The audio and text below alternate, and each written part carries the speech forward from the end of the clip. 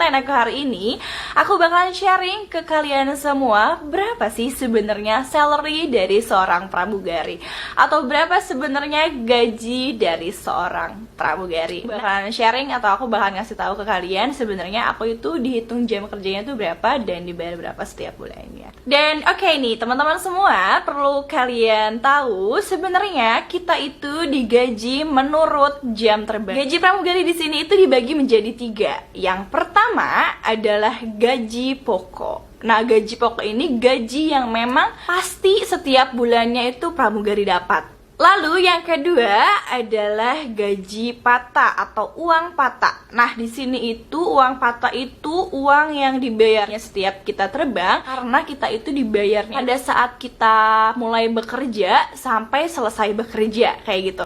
Jadi kalau misalkan kalian dari pesawat mundur itu dari jam 8 pagi misalkan, terus pesawat parkirnya itu jam 4 sore. Nah, jadi dari jam 8 pagi sampai jam 4 sore kalian itu dibayar per jamnya. Nah, lalu yang ketiga itu adalah jam terbang. Jam terbang ini sendiri pun dihitung dari seberapa rajin kita terbang. Jadi semakin sering kita terbang, semakin besar salary yang kita dapat. Jadi kita jangan malas-malasan terbang nih. Kalau misalkan di request disuruh terbang untuk misalkan Jakarta, Ternate Jakarta, nah jalanin. Karena kalau misalkan kita nggak mau jalanin kayak izin sakit atau misalkan kita datangnya telat, itu kan ngebuat jam terbang kita hilang.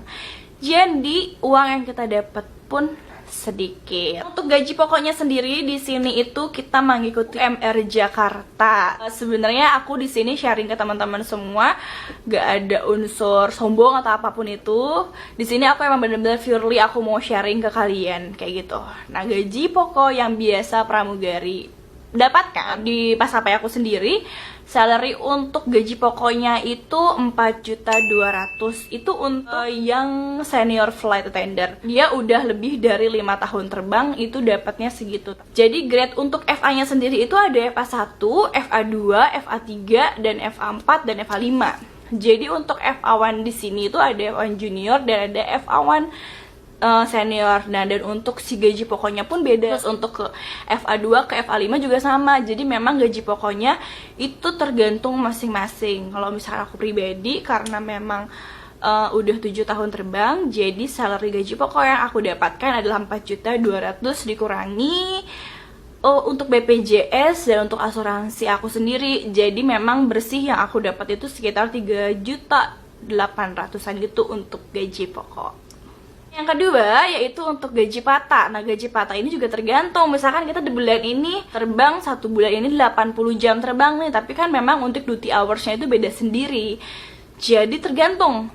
Di patah ini tuh kadang bisa mendapatkan 2 juta atau kadang 3 juta. Kalau misalnya memang lagi full terbang terus nih sampai akhir bulan, itu bisa ngedapetin 4 juta. Jadi memang untuk patah, misalnya kayak nggak nentu, tergantung dari jam terbang yang memang setiap bulannya kita lakukan.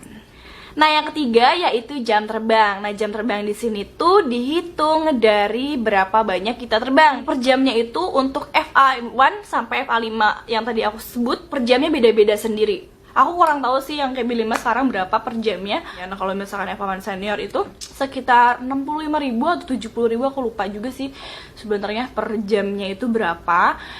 Jadi tinggal kalian kali ini, misalkan bulan ini aku terbang 80 jam atau misalkan 90 jam, tinggal dikali dari 80 jam dikali 70.000. Nah, itu salary yang bisa kalian dapetin. Nah, biasanya kalau misalkan mendapatkan jam terbang 90 atau 100 jam, itu biasanya FA1 dapetin itu sekitar 10 atau 11 juta setiap bulannya. Gitu teman-teman semua.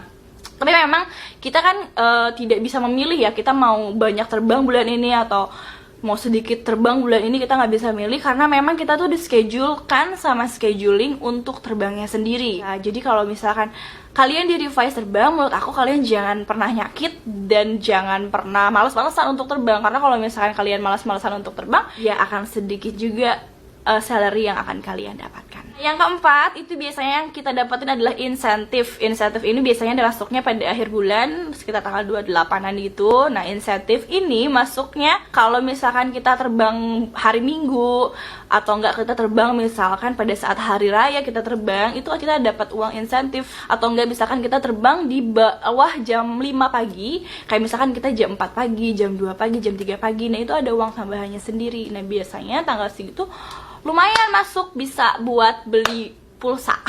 Nah, mungkin banyak yang nanya, Kak, emang nggak dapet uang transport ya atau apa kayak gitu. Kita memang tidak mendapatkan salary untuk transport karena untuk Batik Air atau Lion Group sendiri, perusahaan ini tuh menyediakan dormitory dan transportnya, menyediakan tempat tinggal, mes, dan transportnya. Transportnya itu selalu ada ya, setiap 30 menit sekali pergi ke bandara. Jadi memang kita itu tidak mendapatkan uang transport karena memang disediakan. Nah, kalau misalkan banyak-banyak nih teman-teman pramugari yang nggak tinggal di dormitory, nggak tinggal di mes, pada akhirnya dia tinggal di luar, ya berarti dia harus mengeluarkan budget sendiri untuk tempat tinggal dan untuk transportnya. Jadi kemungkinan biasanya itu yang tergantung sih, prosesnya tergantung grade, tergantung FA1, FA2, FA3, FA4, dan FA5, dan tergantung dari jam terbangnya. Karena semakin kita lama terbang itu bayarannya semakin tinggi dan semakin beda, dan semakin banyak kita terbang bayarannya pun semakin tinggi, semakin beda juga. Jadi memang tidak menentu untuk salary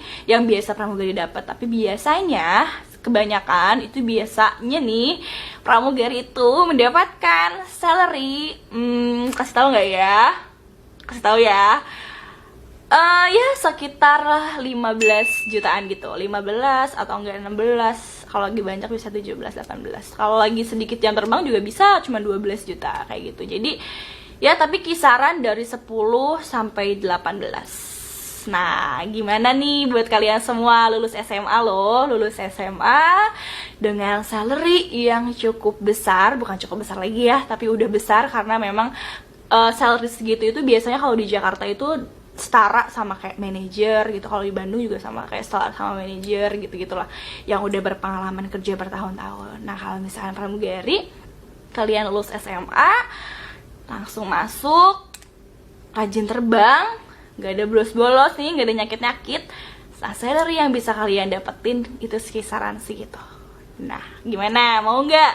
Yang pada lulus SMA, yang ngerasa mau coba tapi takut nih, menurut aku jangan takut dulu, karena banyak banget benefit yang akan kalian dapetin setelah kalian menjadi pramugari. Banyak banget pengalaman yang bakal kalian dapetin setelah kalian menjadi pramugari, entah itu dari salary, entah itu dari pengalaman kalian terbang ke setiap negara atau ke setiap kota, atau entah itu kalian mengenal dari jenis-jenis penumpang, jenis-jenis dari kota A dan kota B dan kota C, dan kalian bisa mempunyai banyak teman dari Sabang sampai Merauke, yaitu teman-teman pramugari atau teman-teman FA sendiri gitu. So buat kalian semua, sekali lagi aku ingetin, jangan takut, jangan mundur duluan, jangan ngerasa nggak pede, pokoknya coba dulu aja. Kalau misalkan ada yang kurang-kurang sedikit, coba dulu. Kalau misalkan kalian merasa kalian belum pede, bisa belajar-belajar lagi untuk menjadi pramugari yang profesional.